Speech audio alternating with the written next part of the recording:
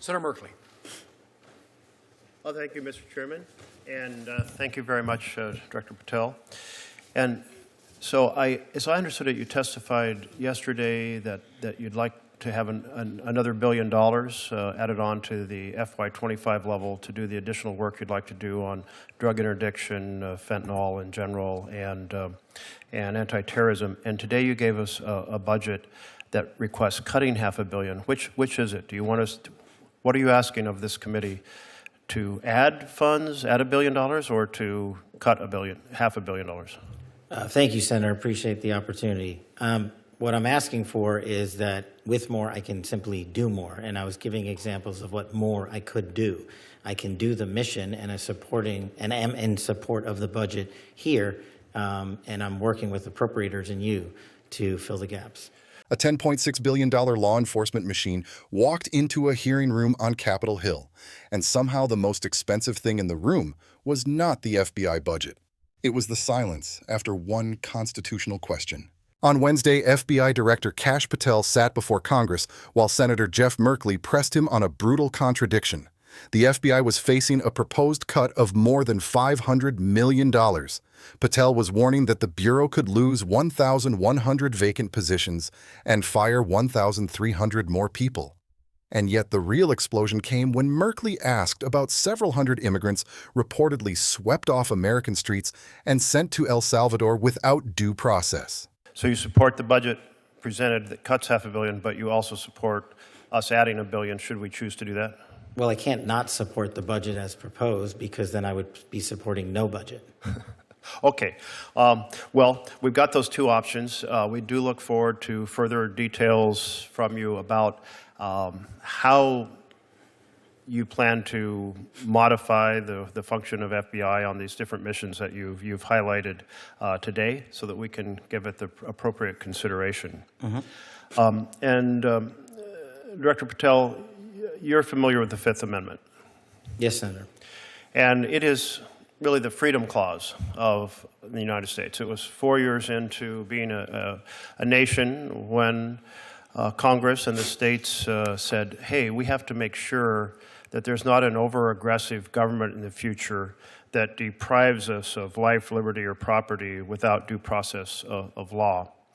And you're familiar that that applies to all persons in the United States. Yes, Senator.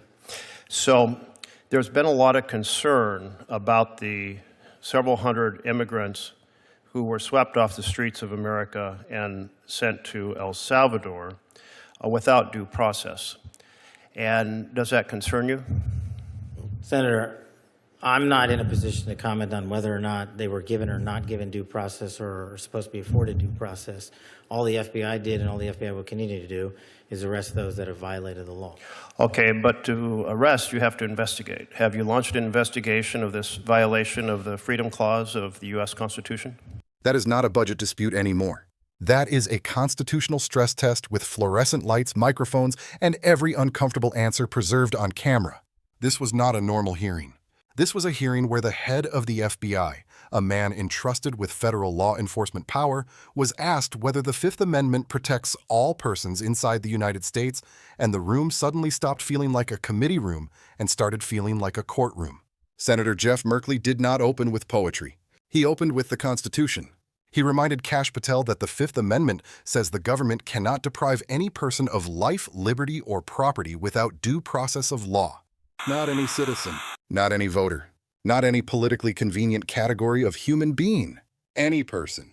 And that word matters because when people are arrested, detained, transferred, or placed on a plane out of the country, their liberty is not being lightly touched. It is being taken. Patel's answer was careful, polished, and deeply revealing. He said he was not in a position to comment on whether those people were or were not given due process. That is where the problem begins. Because when the director of the FBI can explain funding gaps, staffing losses, and operational needs in detail, but suddenly becomes cautious when the question turns to constitutional protection, the silence is no longer neutral. It becomes evidence. Now switch this into prosecutorial mode, because this is where the hearing stops being about money and starts being about power. Senator Jeff Merkley put one simple legal idea on the table. The Fifth Amendment does not say due process belongs only to citizens. Senator, I don't know that I agree with your characterization. Well, that was my first question, whether or not you agree with the Fifth Amendment and are prepared to defend it. It is your job to investigate crimes. Yes, I agree with the Fifth Amendment. I agree with the entire Constitution, and the men and women at the FBI decide. So are you going to launch an investigation of the reported violation of the due process of several hundred individuals? Again, Senator, it's not for me to call the balls and strikes on it. The men and women at the FBI who are trained to open investigations will make those calls. So you have no influence over whether an investigation is opened?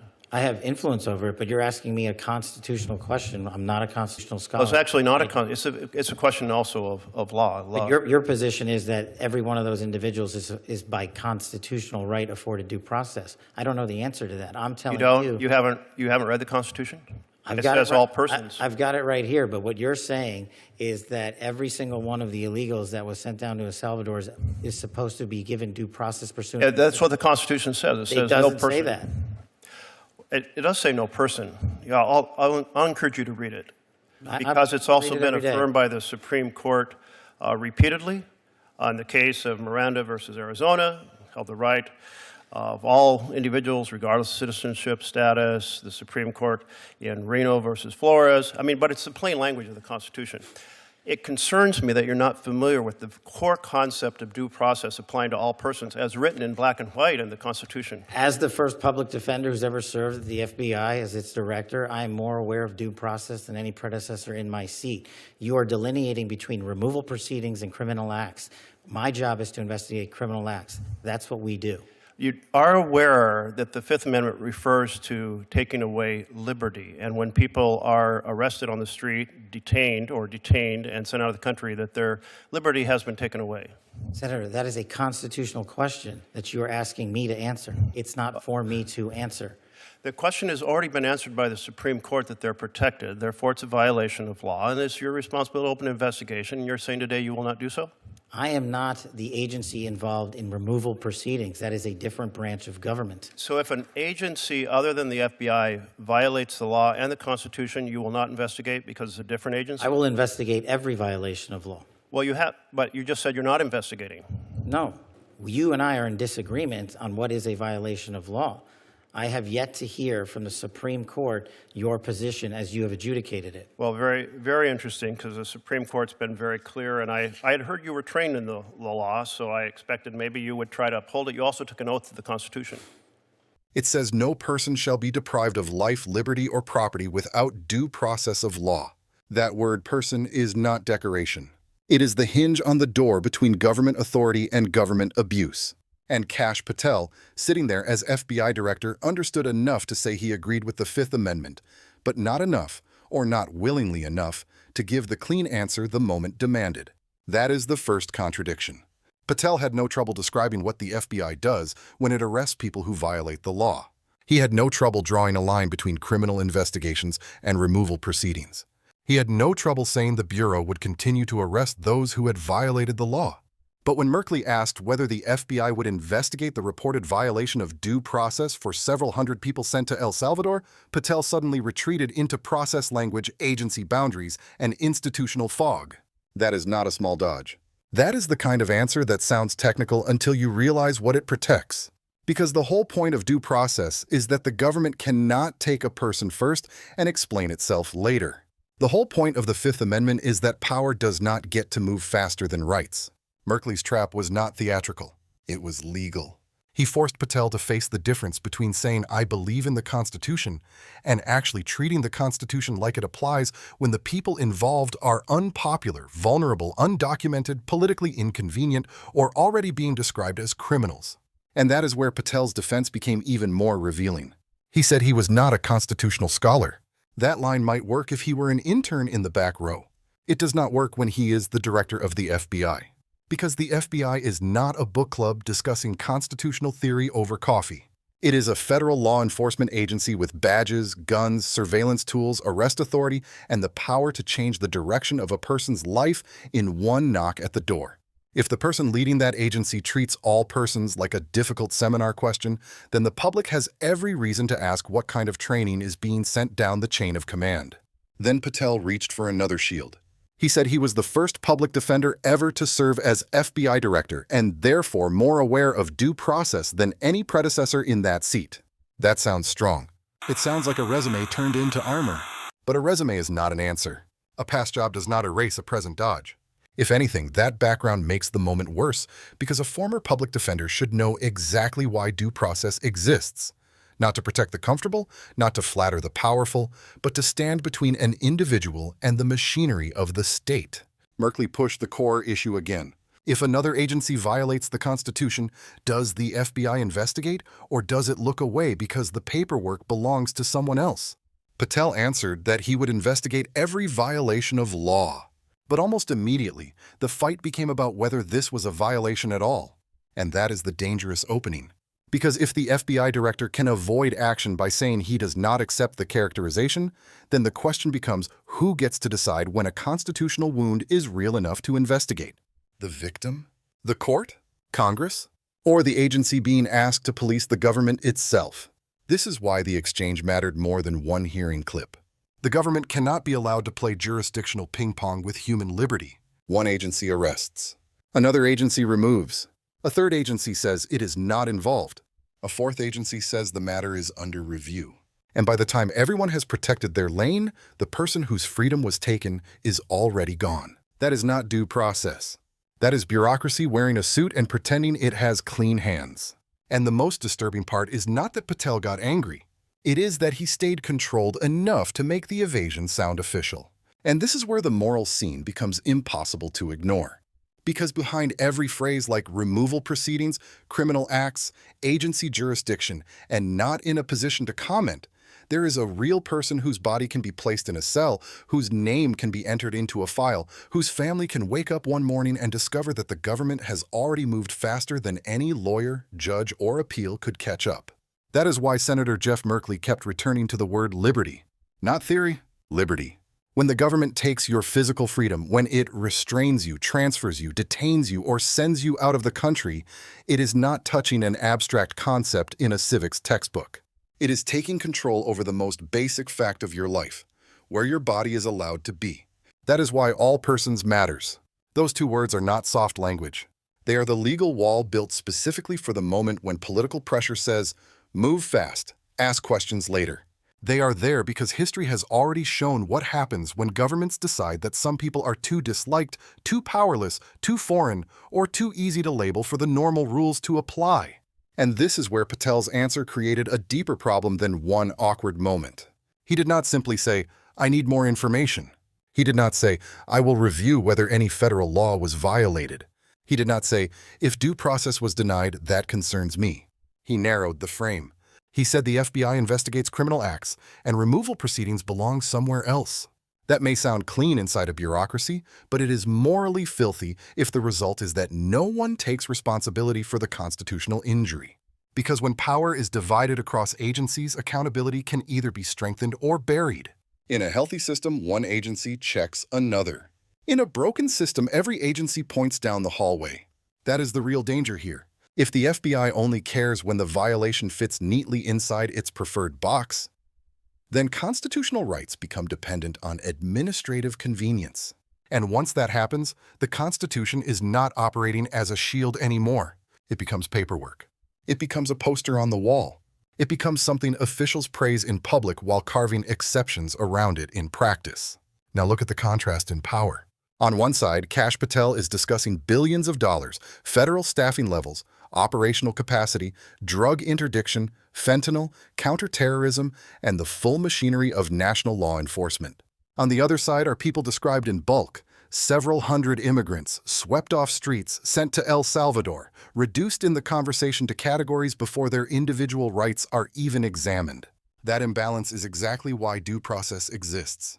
Not because every person is innocent, not because the government can never enforce immigration law, not because public safety does not matter.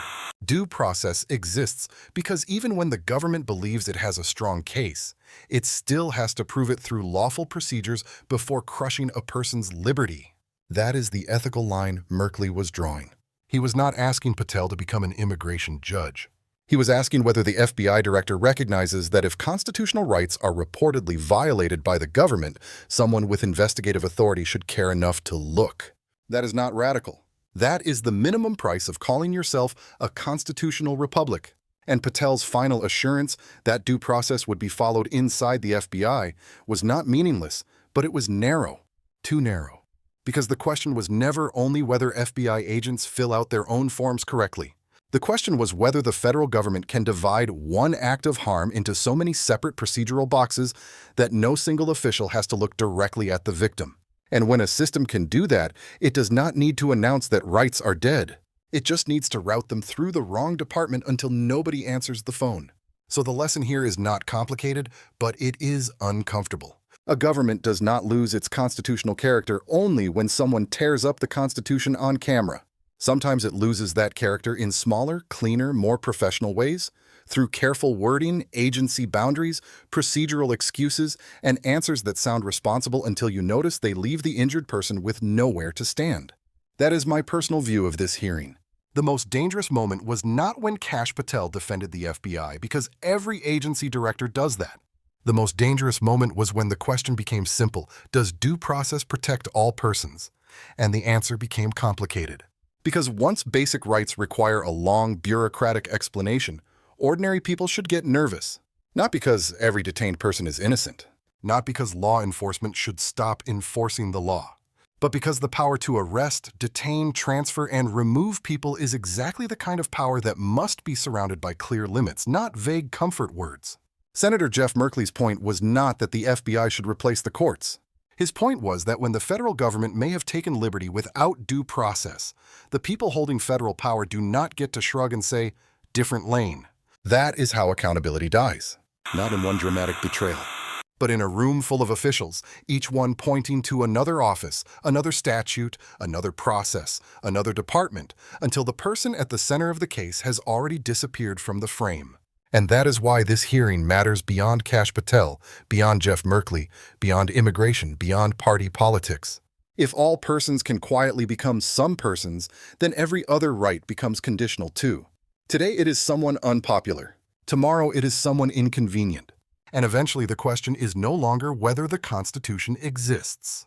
The question is whether anyone in power still feels bound by it when it costs them something. So ask yourself this: if the FBI director cannot give a clean answer when liberty is on the line, who exactly is supposed to protect the line?